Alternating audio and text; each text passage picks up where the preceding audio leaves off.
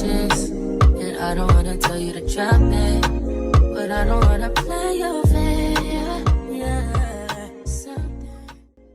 Hi guys, welcome back to my channel. My name is Marie, aka Maya. Today I'm back with another video. As you guys can see by the title, today I'm going to be showing you how to get this beautiful look. Isn't it just so cute?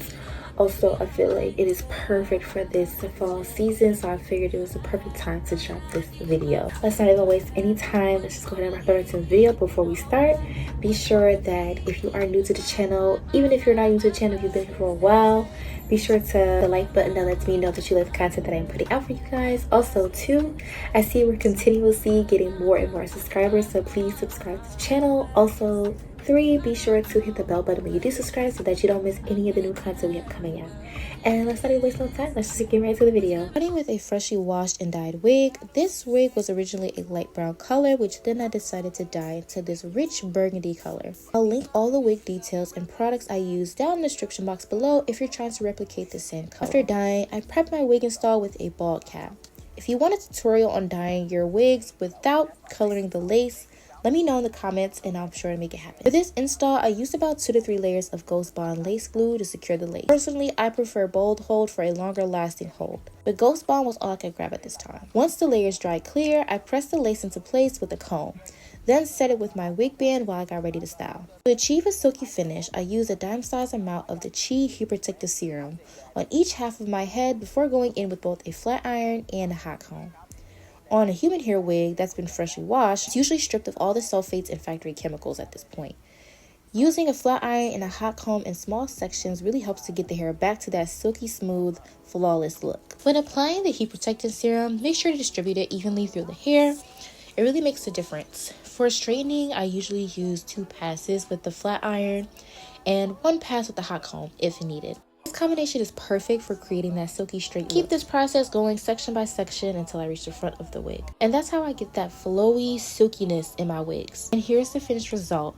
Look at how silky and smooth it is. It's giving full-on L'Oreal ad vibes. Now I remove the wig band and style the roots, which means going in with my hot comb and really make sure to get those roots flat. Start by combing back any flyaways, and then I use rubbing alcohol to clean up any excess glue off my forehead. This keeps the glue from picking up dust, lint, or stray hairs. Next, I straighten my middle part to make sure it's perfectly neat. Then I take a bit of makeup that matches my skin tone and use it to tint the lace. This step helps blend the lace seamlessly into my skin, giving it a more natural look as the lace often has a slight whitish or shiny finish. I make sure to use a matte product here for a more undetectable result. Finally, I use a concealer slightly lighter than my skin tone on my middle part to match my naturally lighter scalp, blending it in with a small flat top brush. And that's how I get my lace to melt perfectly. Expert girlies know that for a flawless install, you've got to melt the lace twice. Go in with even spray or a light spritz to secure the lace a second time. This not only locks in the makeup we just applied for that perfect color match, but also helps comb back any flyaways, giving me that freshly plucked, sleek look along the hairline. Here, I'm showing you the up and close, no filter, just raw footage to prove that this method makes the lace totally undetectable. Once that's set, I usually apply the wig band again for a few more minutes to make sure the spray is fully locked in. Once that's set, I usually apply the wig band again for a few more minutes to make sure the spray fully locks in. Now moving on to curling. I love adding layers and curls for extra volume and dimension.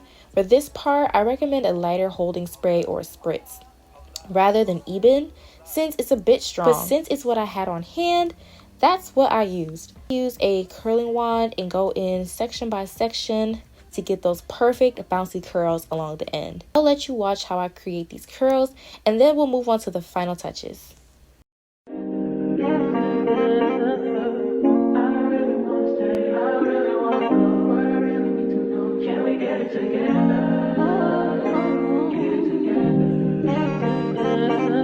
I've been all in my phone, I got options, and I don't wanna tell you to drop it, but I don't wanna play your fair. Yeah, something that makes me look at you too often. But baby, you can give it something.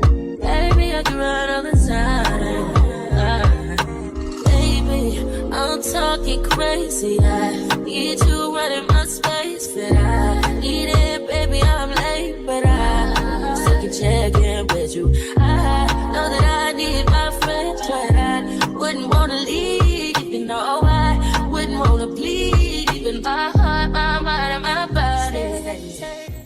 And here's the finished look. You might notice a bit of a difference from the beginning. I went back in with my flat irons to perfect the bangs, giving them more of a current effect.